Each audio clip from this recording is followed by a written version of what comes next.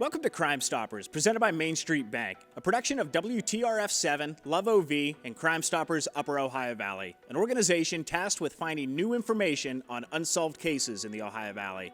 I'm Nick Nash, your host, and this week we're opening the book on the mysterious unsolved disappearance of Brian Goff and Joni Davis, a Belmont County couple who seemingly vanished in June of 2018. Joni's sister Jackie and her husband Paul agreed to meet with us to talk about Joni and Brian and their life leading up to their disappearance. She was your classic middle child. You know, she was kind of not, I wouldn't say a social introvert, but she was shy. She was, she didn't like big crowds, just kind of kept to herself. She loved to read. She was very intelligent. Like, she was in school, she did wonderful. I mean, back in the day before all these new classes, but I mean, like when trig was the highest thing you could take in school, she aced it, but she was just a bookworm. When did her relationship with Brian begin? She was probably in her early 30s. They were together before her accident, so I would say that she was probably like 32. Just a few years into the couple's relationship, Joni suffered a major health emergency. They really don't know.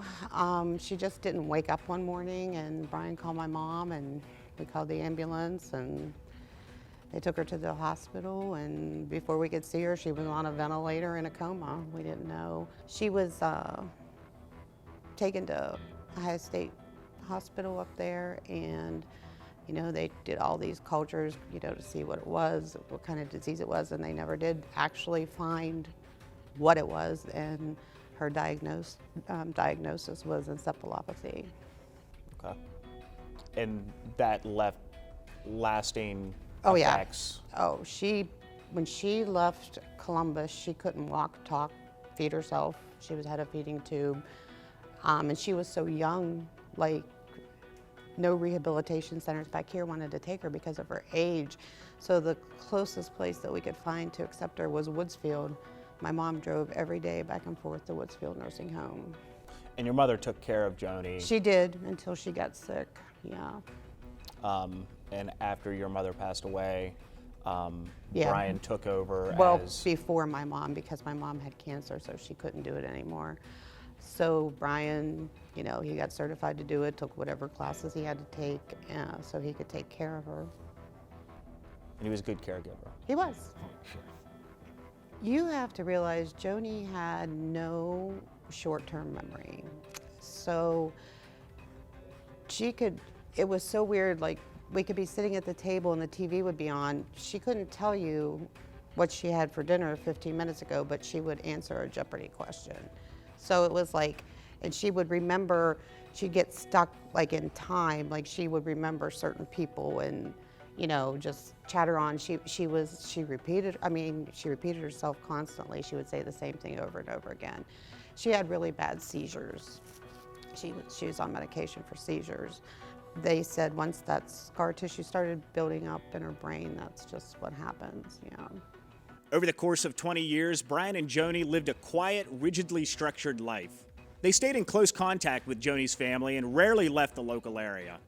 Brian was meticulous about organizing Joni's seizure medication and often organized cash in exact dollar amounts for purchases throughout the week.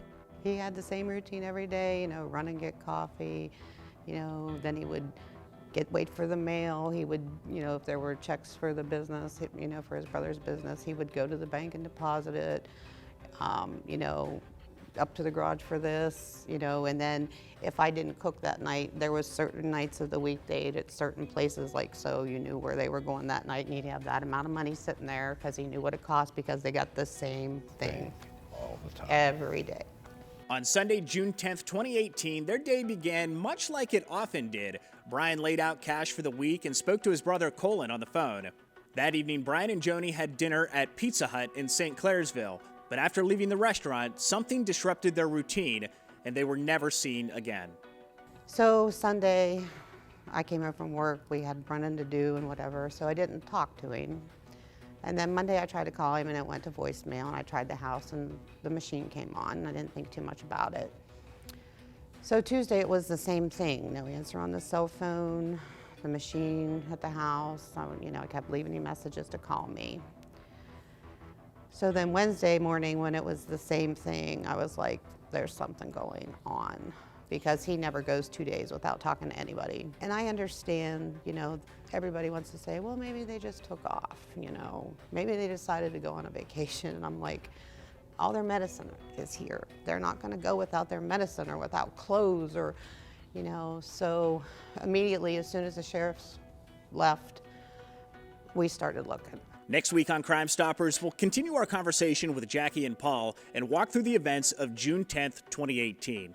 We'll also sit down with Detective Sergeant Randy Stewart of the Belmont County Sheriff's Department, the lead detective on the case. What changed that in the course of a couple hours there from the time they left Pizza Hut till that phone pinged the last time up in Jefferson County is still the mystery. Crime Stoppers is presented by Main Street Bank, a production of WTRF-7, Love OV, and Crime Stoppers Upper Ohio Valley. If you have any information on this case or any other unsolved crime in the Ohio Valley, please call the Crime Stoppers Upper Ohio Valley tip line at 877-TIPS-4US. That's 877-TIPS, the number 4, US. Any information that you might have, even if you think it's insignificant or has already been discussed, any information you have could help solve this case.